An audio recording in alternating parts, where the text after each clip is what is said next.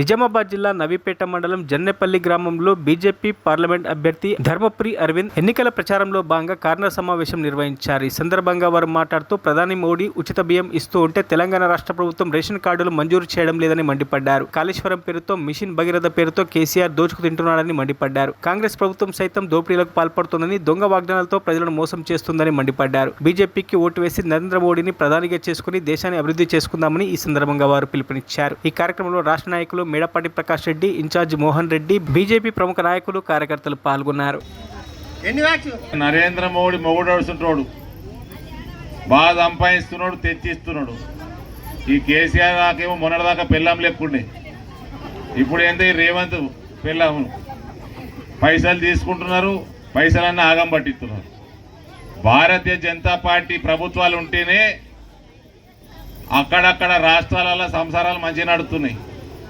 ఈ రేవంత్ రెడ్డి పైసలు తీసుకుంటున్నాడు, ఆగం పట్టిస్తున్నాడు, పైసలు మింగుతున్నాడు, ఇల్లు కట్టిస్తలేడు. కానీ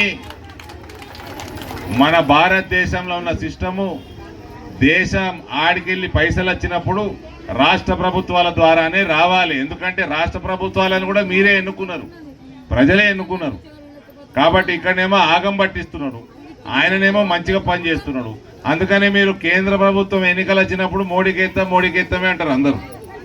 ఎందుకు? ఆయన మంచిగా పనిచేస్తున్నాడు, పైసలు సంపాదిస్తున్నాడు, తెచ్చిస్తున్నాడు. ఇక్కడ ఏంగానే ఈ కేసీఆర్ మొన్నటిదాకా ఆయన బిడ్డ కోసము, కొడుకు కోసము కాళేశ్వరం అని, భగీరథ అని, ఆ మిషన్ భగీరథ నీళ్ళు వస్తున్నాయా? వస్తున్నాయా? ఎవరన్నా ఒక్కళ్ళన్నా వస్తున్నాయని చెప్తే ఈయన నీకే సంపుకుంటుంది అనుకుంటున్నా, ఒవ్వలు అంటలేరండి. అందుకనే మొత్తం పైసలన్నీ తీసుకుపోయి కాళేశ్వరం ముంచిండు అని తలపండు వాళ్ళగా.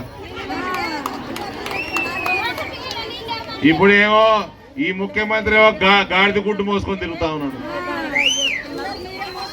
మొత్తం అందరు దోసుకున్నాడే అమ్మా. నేను చెప్తున్నామ్మా,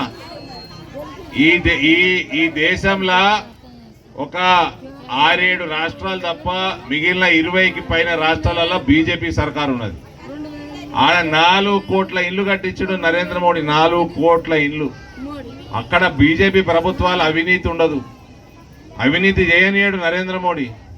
కాబట్టి తీసుకొచ్చిండ్రు, ఆయన 2 లక్షలు ఇచ్చిండ్రు, వీళ్ళు 50,000 లక్షనో 2 లక్షలో వీళ్ళు వేసుకున్నారు, 4 కోట్ల ఇల్లు కట్టిండ్రు. ఇక్కడ మాత్రం మీకు ఇళ్ల కోసం పైసలు వేస్తలేరు, ఆయన ఇచ్చినవి తెస్తలేరు. ఇది జరుగుతున్న వాస్తవం.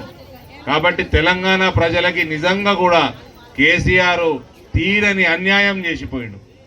కాంగ్రెస్ వాడు కూడా అదే పని చేస్తున్నాడు. కాంగ్రెస్ వాడు కూడా మీకు అన్ని దొంగ వాగ్దానాలు చేసి మీకోసం ఉంచుకున్నాడు. మరిన్ని అప్డేట్స్ కోసం మా ఛానల్ని సబ్స్క్రైబ్ చేయండి.